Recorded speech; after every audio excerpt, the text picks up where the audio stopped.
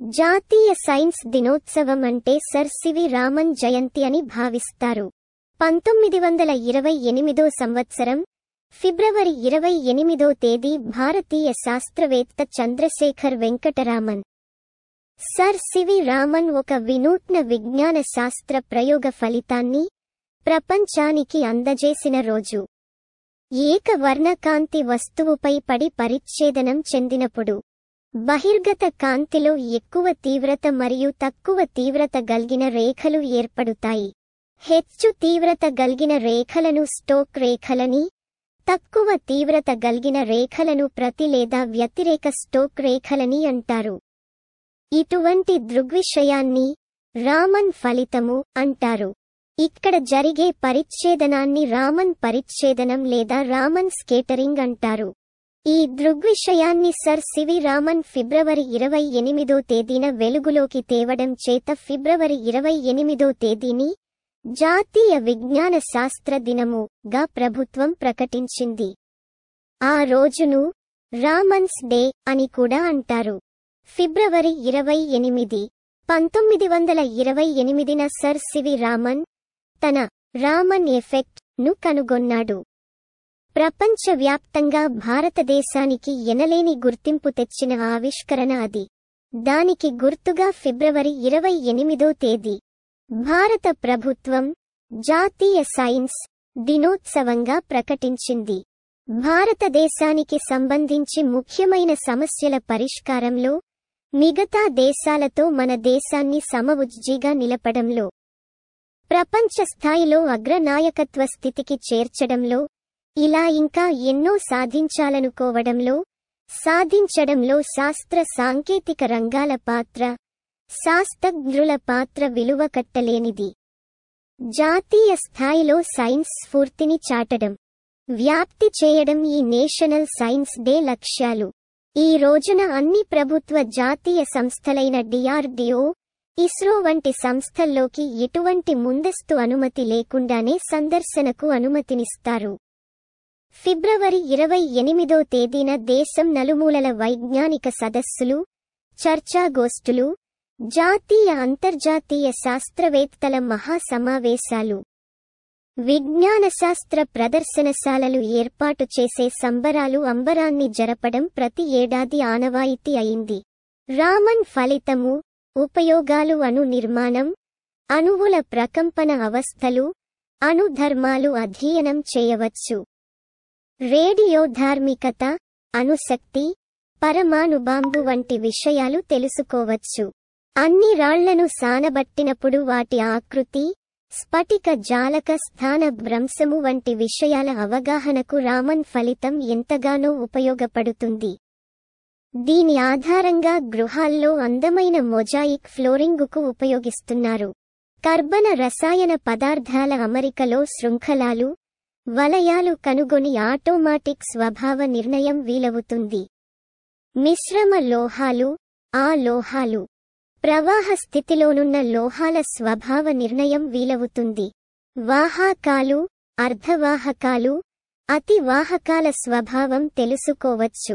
మానవ శరీరంలోని ప్రోటీన్లు, అమినో ఆమ్లాలు, ఎంజైములు, న్యూక్లియాన్ల ఆకృతి, క్రియాశీలతల పరిమాణాత్మక విలువలు కనుక్కోవచ్చు.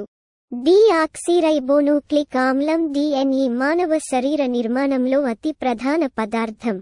దీనికి గల వేర్వేరు నిర్మాణ దృశ్యాలను రామన్ వర్ణపట మూలంగా తెలుసుకున్నారు. మధుమేహం, కేన్సరు రోగుల ప్లాస్మా పరీక్ష, కండరాల నొప్పులు, బలహీనతలకు లోనైన వ్యక్తుల జన్యులోపాలను రామన్ ఫలితంతో తెలుసుకోవచ్చు. వాతావరణంలో కాలుష్యాలైన CO2, CO, SO2, O3 ఉనికిని గుర్తించవచ్చు. జల కాలుష్యాలైన సీసం, ఆర్సినిక్, పాదరసం వంటి పదార్థాలను, కీటక నాశన పదార్థాలు, సింథటిక్ పైరిథ్రాయిడ్ల ఉనికి కనుక్కోవచ్చు. ప్లాస్టిక్కులలో రసాయనిక సమ్మేళనాన్ని కనుక్కోవచ్చు. కాంతి స్వభావ నిర్ధారణ, వస్తువులతో కాంతికి గల పరస్పర చర్యా విధానం, పదార్థ ఉపరితలాలపై కాంతి క్రియా విధానం విషయాలు అధ్యయనం చేయవచ్చు. సైన్సు ఒక జీవన విధానం.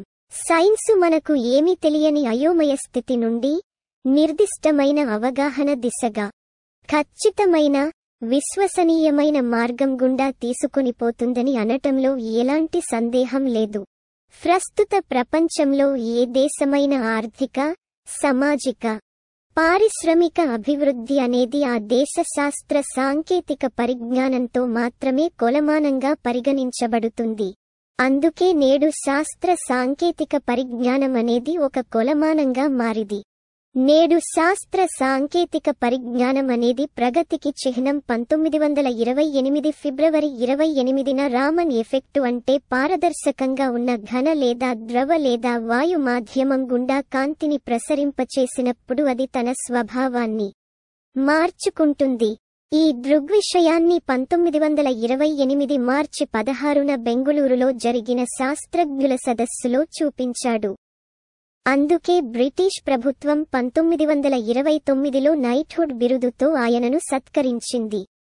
రామన్ ఎఫెక్టు అసామాన్యమైనదని, అందులో కనీసం 200 రూపాయలు కూడా ధర చేయని పరికరాలతో ఆ దృగ్విషయ నిరూపణ జరగడం అద్భుతమైనదని ప్రపంచ శాస్త్రజ్ఞులందరూ రామన్ను అభినందించారు. ఈయన పరిశోధన యొక్క విలువను గుర్తించి 1930లో నోబెల్ బహుమతి ప్రదానం చేశారు.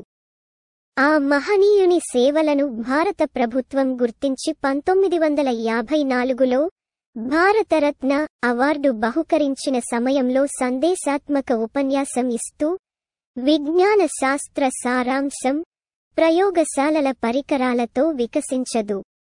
నిరంతర పరిశోధన, స్వతంత్రంగా ఆలోచించే ప్రవృత్తి ఇవే విజ్ఞానశాస్త్ర సాగరాన్ని మధించి వేస్తాయి అన్న మాటలు నేటికి ఆలోచింపచేసేవి. భారతదేశంలో సైన్స్ అభివృద్ధికై పాటుపడ్డ ఆ మహనీయుడు 1970 నవంబర్ 20న భౌతికంగా కన్నుమూసిన ప్రతి సంవత్సరం ఫిబ్రవరి 28న జాతీయ సైన్స్ దినోత్సవంగా ప్రకటించుకొని ఆయనను చిరంజీవిగా మన మధ్యే నిలిపేలా చేసుకోగలిగాం. ఈ రోజు విద్యా సంస్థలలో ఆయన పేరు మీద టాలెంట్ టెస్ట్లు, సైన్స్కు సంబంధించిన కార్యక్రమాలు చేపడుతారు.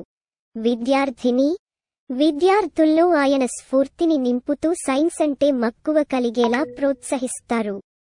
రామన్ తన ప్రయోగానికి అయిన ఖర్చు కేవలం 200 రూపాయలు మాత్రమే.